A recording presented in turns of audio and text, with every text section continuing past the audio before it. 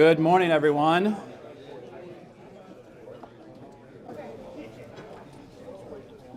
Thanks for joining us this morning. I'm going to kick off and get the show on the road. I have with me Dave Hiller, the chair of the Forward Janesville board, and he has a few remarks for you this morning before I go. So here you go, Dave.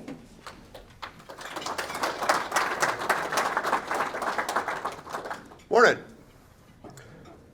When Kevin approached us about this event, we were quite excited about getting people together to discuss our community and really the path forward. Our excitement's very simple. Forward Janesville's mission is all about private sector economic and community development efforts. What we're doing today is what we're all about. One of the ways that we deliver on our mission is through our 501c3 foundation. It's called the Forward Foundation. Over the last 2 years, the foundation board has spent time strategically assessing how we strengthen and improve the work that we do. One of the outcomes of that work was to start an economic development fund. Last fall in August, we launched the Vision Forward Fund with a goal of raising $500,000. I can tell you this morning we are only $37,000 away from achieving that goal.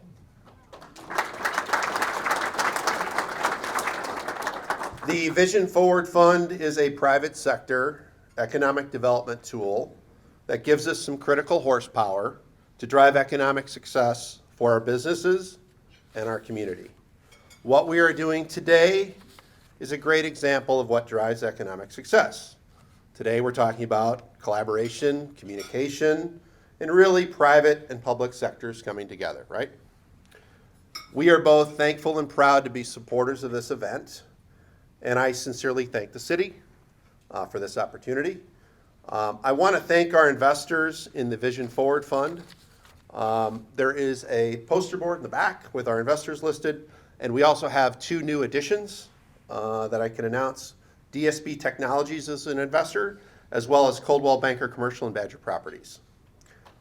If our investors, who some of them are here today, and our foundation board could stand for a minute.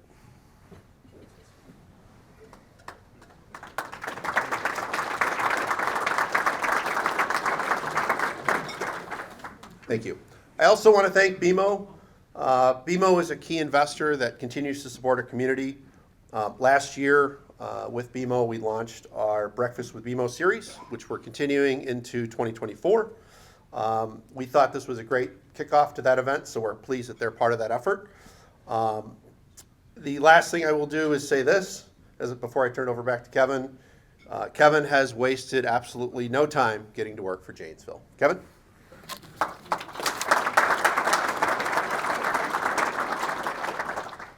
Thank you, Dave. Before I start my formal remarks, I just want to talk a little bit about what the Janesville's Leaders Breakfast is all about. It's really about joining people together to discuss ideas, to create connections, and to help solve crucial issues facing our communities. We don't get a lot of opportunities to see each other face to face in a forum like this, and some of the best things happen around the table before eggheads like me start speaking. So I just really appreciate you being a part of this first one, and we're going to do these on a quarterly basis, and we're going to have discussions about important issues that are facing our community, and I'm inviting you all back, unless you get a little rowdy, then we might not. But I just really appreciate you all being here. It's great for you to be here today. Our department heads are here from the city. If I could ask them to please stand for a sec. So these are all scattered throughout the room. These are folks that get the work done, that I get to take credit for, and I just wanted to recognize them for being here this morning.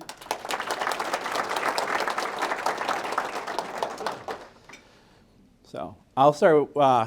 This will start my formal remarks. I just want to thank you for joining us for the State of the City Address. It's an honor to be with you this morning. I would like to take a moment to recognize Forward Janesville Foundation and BMO for their partnership in sponsoring the event this morning and working with us to make this reality. And I just want to make sure that I recognize the local elected officials that are in the room today. There are quite a few of them, so I ask that you please hold your applause to the end, but I really appreciate you all making the time to show up. We have Senator Mark Spreitzer, Representative Sue Conley, Councilmember Michael Jackson, Council Vice President Dave Marshick, Councilmember Heather Miller, and we have Rock County Board of Supervisors Mark Bobzine, Ron Baumkamp, Wes David, R.J. Sutherland, and we have Justin Williams from Senator Tammy Baldwin's office. Please join me in recognizing them for attending this morning.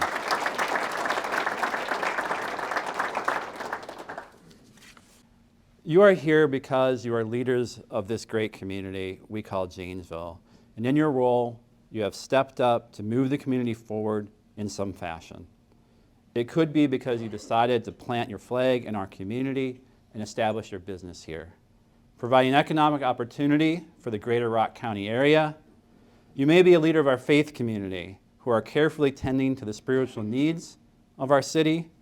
And it may be that you're a leader of a nonprofit, a person who has dedicated their life to help those in need or to give a hand up and a warm embrace.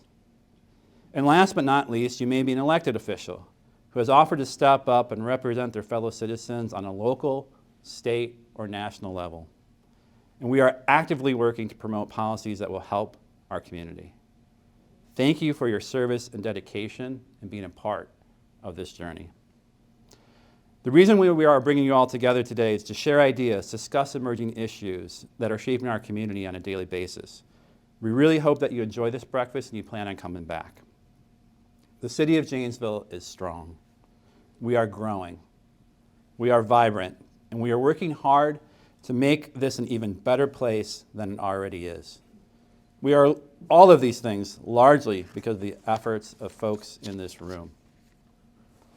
Before we look forward to 2024, let's take a look back to 2023 and take a stock of our accomplishments.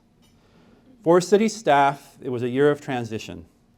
We have 502 full and part-time employees that make up our city team. They work every day to provide an incredible level of municipal services. While each of their roles differ, they share a uniting commitment to the community that allows our organization to fulfill its mission of providing effective and responsible municipal services, programs, and infrastructure. Our team continues to grow with passionate individuals looking to make a difference in our community. In 2023, we had 52 new recruitments and placed several high-profile leadership positions, including our police chief, Chad Pearson, who's here with us today, our IT director, our building director, and your city manager. Before I go on, he doesn't know I'm going to do this, I'd like to call up Jim Pankowskis up here for a moment.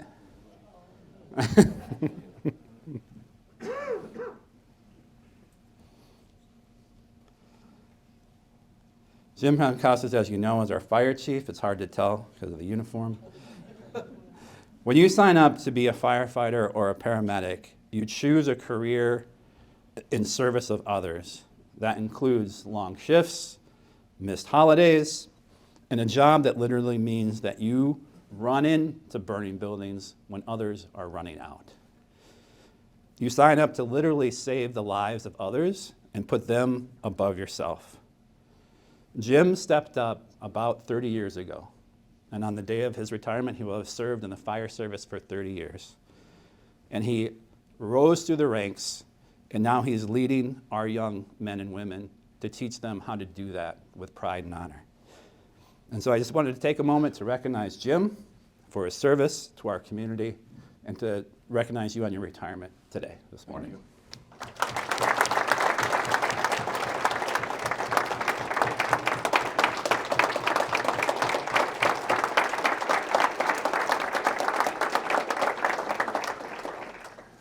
Thank you, Jim.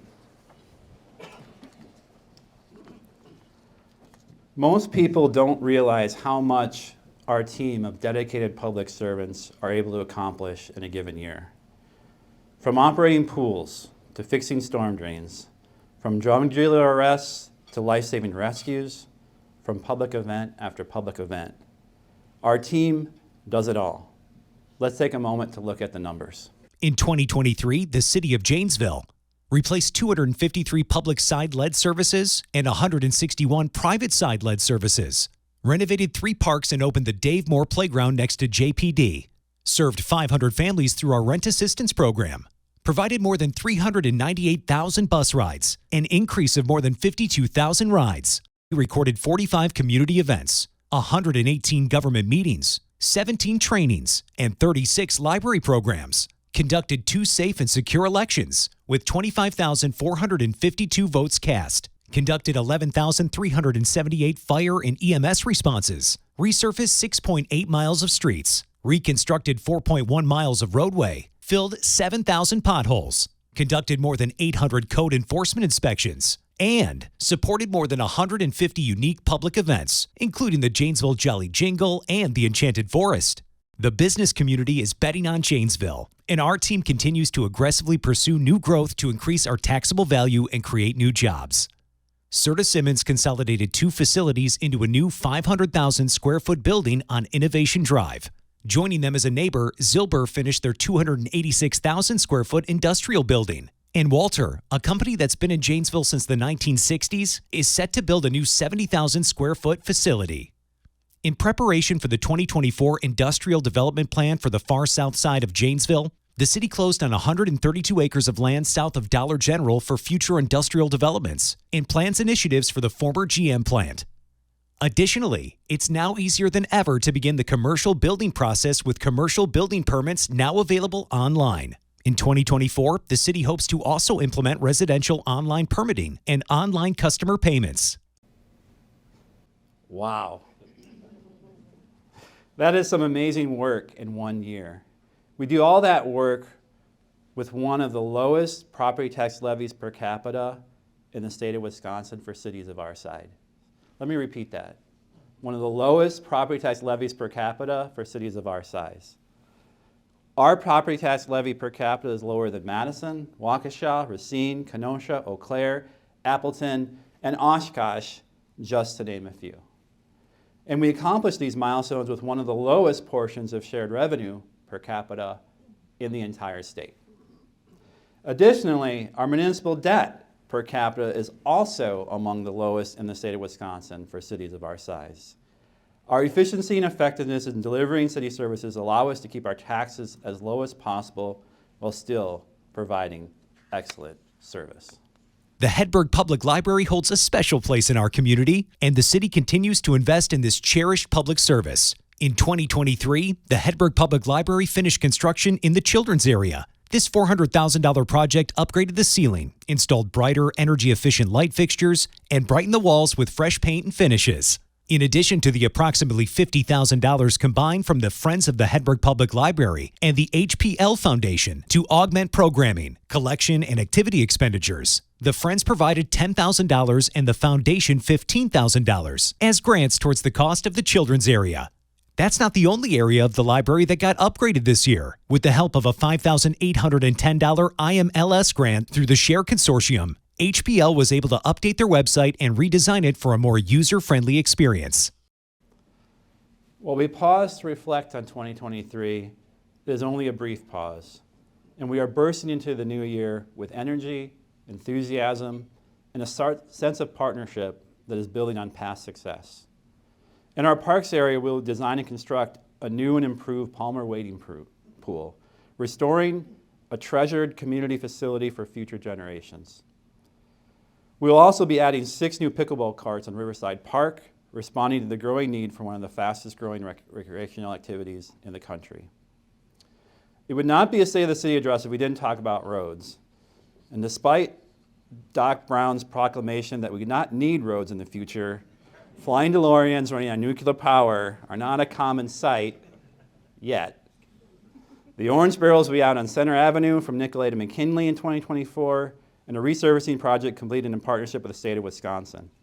We also continue on the City Services Center, where we complete Phase 2 in 2024 by renovating the vehicle operations and maintenance facility.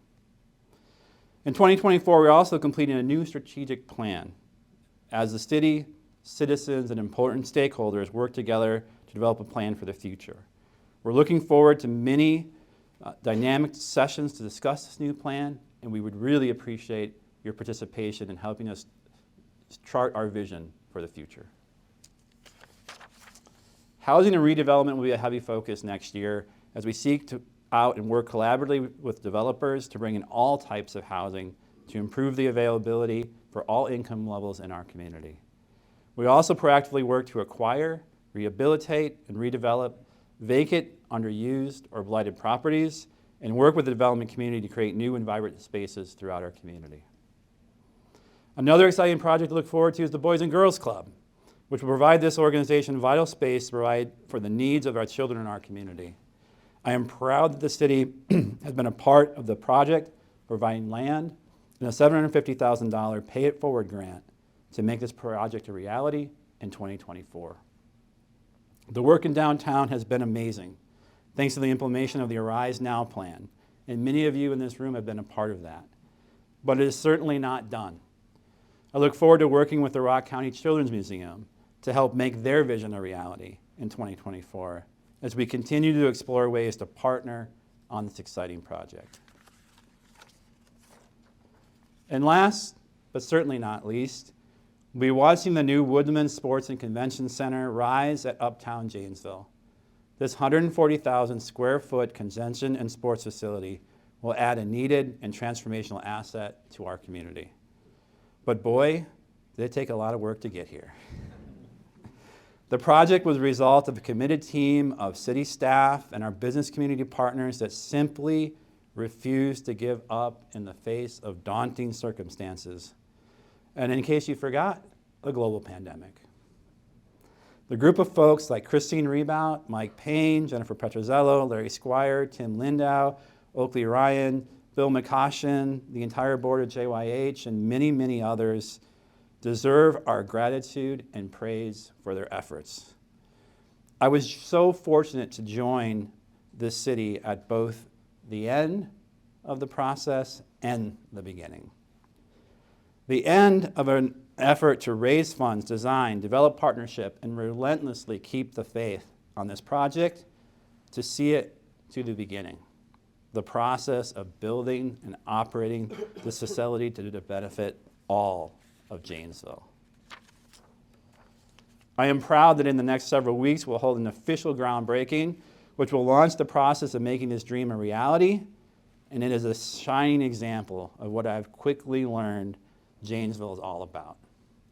It's about using the power of partnerships to accomplish big goals. As I look forward to 2024 and years beyond, I am so very fortunate to be a part of this team and a part of this community. Our collective vision is possible because many of you are willing, ready, and able to work together to accomplish big things by doing it together. The state of the city of Janesville is strong, and because of you, I can't wait to see what we can accomplish together. Thank you all for being here today.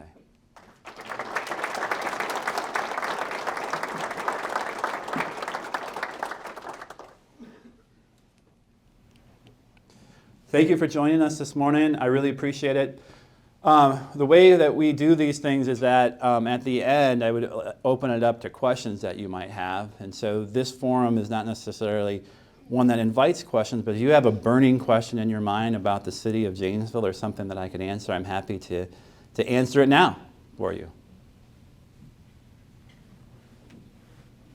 I'm gonna be like the teacher from Ferris Bueller. Bueller.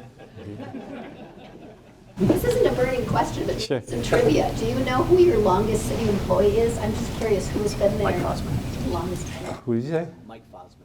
Mike Fosman is what I've been told in my ear. I would have. Dave Moore was there for 46 years. Wald Klimchek is a close runner-up, probably, but Mike Fosman. And how many years ish? 45 or 46. 45 or 46. Yeah. Great testament to your relationship. Yeah. I'm teasing the Chiefs because it's like I show up and they leave, and I'm wondering if it's something about me, if I'm mean or something, but no. Long planned retirements. That's what I'm told. Any other questions? Yes, sir. What's the next big project?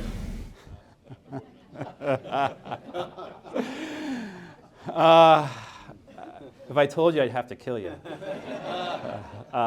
Stay tuned. We're working on some stuff right now. And Jimsy, our economic development director, is in the back there, so She might give you a few hints if you talk to her. What's your favorite thing to do in Janesville? Ooh. So I wasn't able to do as much as I want to, but as folks know, I'm a big biker, and so I really appreciate the trails. I found out that I was eating too much, like downtown, and so I stopped doing that so that I could lose the pounds I had put on. But probably the trails system is probably my favorite thing. So when it gets a little bit warmer, I'm going to be probably biking and running on the trails. So. Any other questions for you? Yes, sir. Would the city ever consider commissioning a satisfaction report on the third floor of City Hall to find out how inviting it is to come into this community and start the process of trying to get something done? Yeah, I think that that's a great thing. I did that in my previous community. We did a survey like that and used that feedback to make improvements, so it's something I'm certainly open to. All right, any other questions? Thank you all so much for being here. I really appreciate it. And enjoy yourselves, take your time leaving, have a cup of coffee, connect, make some things happen. So thank you very much, appreciate it.